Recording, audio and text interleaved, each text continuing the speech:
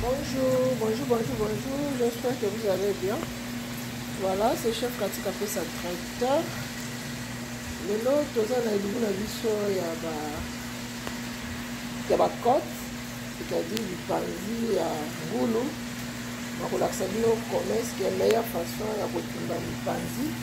Ils ont vraiment très bien, ils ont vraiment quitté pour nous lire.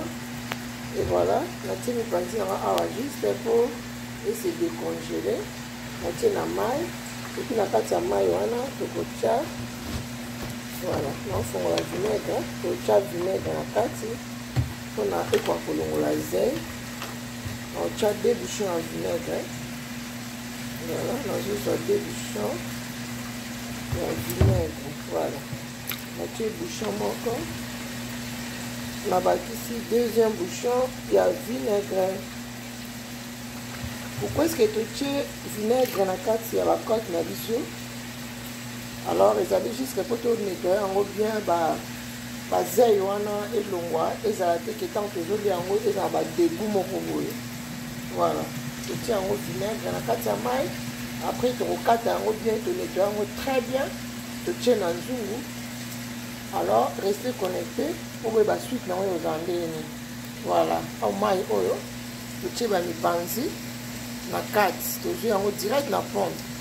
Voilà. Les ont moins eau tiède, même à l'île vraiment été, mais moi eau tiède. Tu tiens tu continues panzi na biso. Vous êtes toujours connecté pour la suite. Oui, bande ko balandi ndenge na ute ko annoncer bino ke to taki mi panzi na biso na kati ya mai poto ko sokola ngo très bien et puis to taki vinaigre deux bouchons et voilà vous remarquez que to kati mi panzi na biso très bien.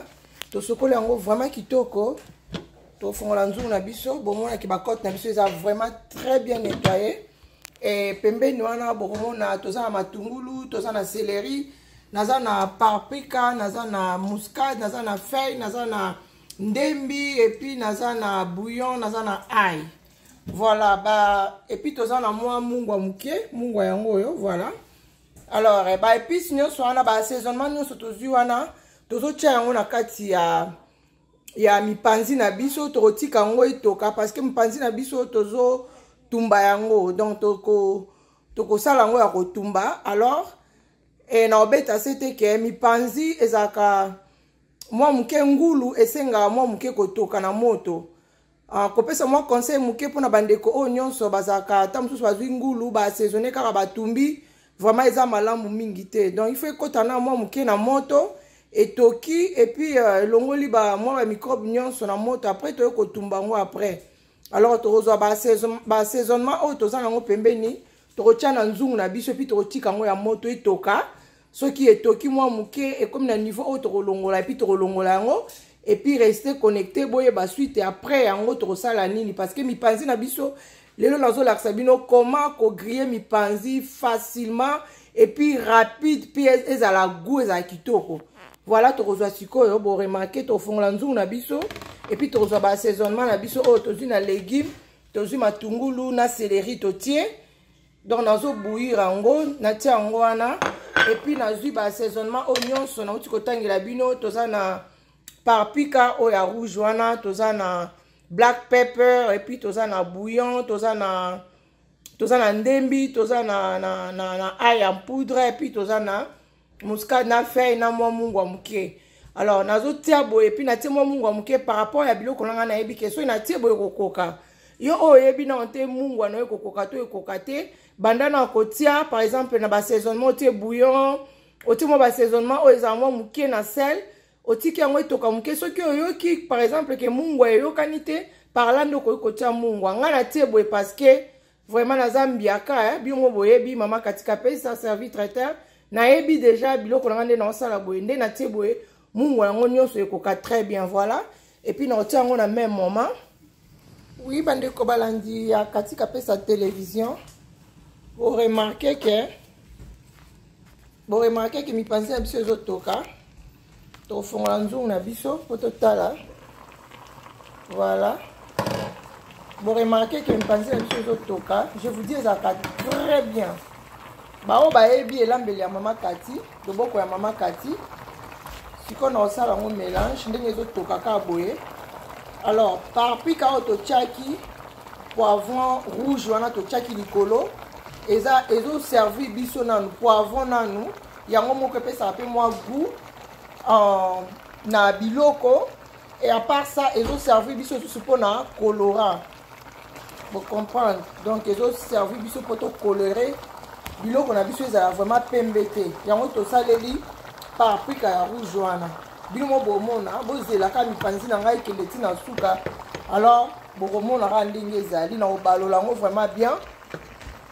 Na obalola yango vraiment très bien. Na balola yango bien te mais na ozala obligé na poser caméra na ngai bien mpona koka ko mélanger yango vraiment kitoko se mélanger très bien. Et puis ba assaisonnement na ekota très bien na kati ya musuni na biso ya ngulu na biso. Alors vous remarquez que to assaisonnaki yango te avant ko tia na moto. Oui, parce que toyebaki etoka ndenge ezotoka bongo ezopesa biso directement goût na kati ya biloko na biso. Et voilà totika yango ekotoka. Après boza toujours connecté pour la suite na biso ndenge tokosala. Alors nazo déposer caméra na nga en attendant de façon qui permettre ngana ko mélanger en vraiment très bien et bima penza lolenge oyo mama katika pesa zozela en biloko na ebima. Voilà, vous êtes toujours connecté. Voilà, merci. Voilà bande ko balandi ndeka na prometa ki bino ke nazo meka ko poser caméra na nga pour permettre ngana ça mélange ya mipanzi na biso par rapport à ba assaisonnement na taki na kati ezotoka. Bo remarquer voilà bon monde qui et comme il est déjà coloré. Alors ils a non tout pembe, ils a pembe vraiment te, ils a vraiment coloré nini colorant oh ils a en carte ils a dit il y a paprika ils a te qui ils a produit mon totier pour colorer bah ni na biso soit totier tomate te. Voilà bon remarquer que peut si de moins goût et lengia kolia malgré tozo toksa yango. Et puis toxango pe makasi penza te comme poto toza ba maman toyebi comment ça se passe oti mo musuni na yo pona yo mtozo apprendre kolamba eza vraiment pas cité okoki kotia à chaque fois ozo ko balolo ozo tala soki omoni ke mipanzi na yo elembi okoki toujours kolongola yango. Pourquoi est-ce que tokisi yango susu bien boza jusqu'à ekoka ba assaisonnement na biso ko pénétrer vraiment na kati ya musuni na biso. Non seulement la kati ya musuni tango ozolia na mukuwa donc ozoyoka penza goût ya musuni na yo. Voilà, c'est un peu ça. Totika ngo etoka lisusu epesa biso comme la possibilité oyo eko permettre biso tokoka kotumba ona kati ya four na biso. Voilà, bozala toujours connecté, bo partager ba vidéo na biso bino bato bokoti mbala liboso na katika pesa télévision nazali mama katika pesa servi traiteur la patronne plutôt. Il y a servi traiteur, osa na fête à mariage, osa na événement no se pesa melio, balobi ko hésiter te, contacter maman katika pesa. Bo remarquer que nazo sa la vidéo sans que na mimonisa nazanga moko na koki ko sa lelo moko te, soki nazali na mutako ko sunga ngai te. Voilà. Alors toza biz mutaza biz na façon na e. Voilà. Alors ce qui fait que nazo bunda na osa ba vidéo parce que et ça mi kolebele na lamba tous les jours. Na ko toujours la sabino ba vidéo chaque jour mais je n'arrive pas à le faire parce que nazakanga moko. Alors na essayé un peu à kosala nga moko to kende na ndenge wana. Voilà, rigueur makasi te parce que naza vraiment nga moko caméraman nga moko nyonso. Voilà, c'est un peu ça. Alors bino bozo ezali l'essentiel bozo ba vidéo na biso bo partager ngo gardons pour na bino moroté. Voilà mi panzi na biso zo toka kitoko. Alors toko poser sous caméra na biso pour permettre biso toko ka sous ko mélanger ngo sous bien. Voilà ba téléspectateurs ya katika pesa télévision. Voilà mi panzi na biso sikoyo comme prêt na ko kitsango pour na banda déjà retumba ngo. Alors pour na kitsango il faut remarquer na c'est moi soupe na yo wana e comme kilo cause à mai te na beti c'était balobi sauce na yo eza na c'est oyo. Il faut vraiment kilo et puis kauka et comme que existe. Alors tant que ça au kauka vous remarquez et comme vraiment kilo et puis na roti quand on dengo na te que na zuli kolo na ko mélanger yango lisusu bien pénétrer lisusu kitoko et par là na koya kotia yango siko na kati ya four na biso. Voilà ba épices nyonso totiaki yango nde epesi biso résultat ya sauce rouge oyo. Totia yango tomate te, totia yango paprika, alors oyo ezali poivron rouge. Alors yango nde moto esali ekolore biloko na biso boye. Voilà. Sikoyo wana déjà vous remarquez que four na biso na si na alima yango. Alors tokokota yango na four kute eumela te. Lokola four ezali ya moto esala au moins 15 minutes totie mopanzi moko après tobalu sur 15 minutes. C'est bon biloko na biso ebeli. Alors restez toujours connectés s'il vous plaît. Bozala wana après botala résultat ya suka mipanzi ekopesa biso nini. Yo olingi kolamba loboko ya mama katika pesa. Zala wana lande explication étape par étape okozala vraiment meilleur. Alors toza wana pona bino vraiment to sengi na bino bo liker émission na biso soki sepelisi bino bo liker yango et puis kobomba pona yo moko te partager pe na moninga mosusu azaka na difficulté ya kotumba mipanzi ayebaka ta kotumba ndeni mipanzi oyo eliamaka non seulement mopanzi mosuni ya pamba tina mokuwa ya kati bato babukuti mpe etikali kaka mikuwa babukuti esili soki olingi olamba lokola mama katika pesa traiteur landa étape par étape et puis okozala meilleur. Voilà, bozala toujours wana connecté s'il vous plaît. Tozo tia mipanzi na biso na kati ya four et puis tobimisa yango to laksa bino résultat ni nepesi biso. Bomona ke na minyokoli te na sali soki nini te na zwi mipanzi kaka lelo na frigo na zwi na sokoli yango na kati na lambi lelo nyonso lelo na saison yango te ke na vandisi yango non. O eza ngulu eza mipanzi esenga ezala boye. Voilà sur lingo lamba kitoko pona ba elenge na biso nyonso ba jeune garçon ba jeune fille na biso ba yekola kolamba. Oui voilà bande ko balandi ko remarquer que mipanzi na biso eza na kati ya four et voilà tokotika ngo et belle après pour pesa bino résultat na ngo.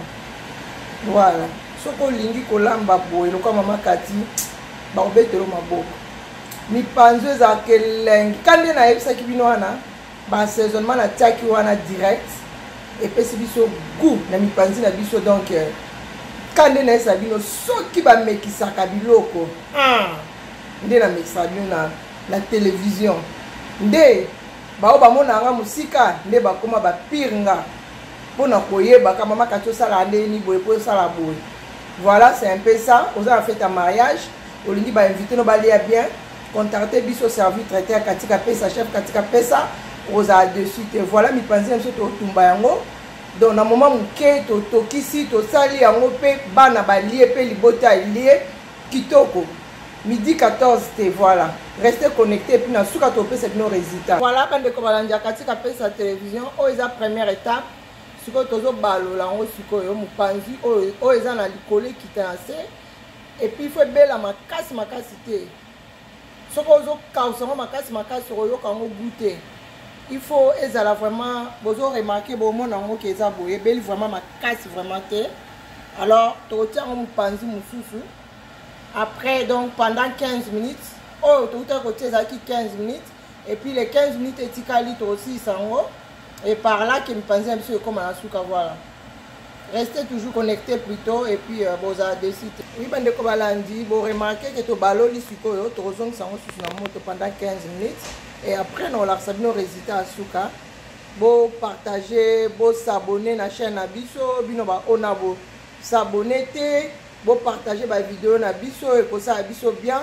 On les ali juste contribution na bino to sengi bino liker et puis partager, commenter, c'est vraiment très important. Ceux qui ont s'abonné ko souka ka na abonnement te kende pe na cloche à notification pour ezala ki à chaque fois na sali vidéo et puis na partager en gros bozala vraiment au courant que mama Katia Utikotia élément ya sika ekopesa biso esengo. Voilà merci. Voilà bandeko balandi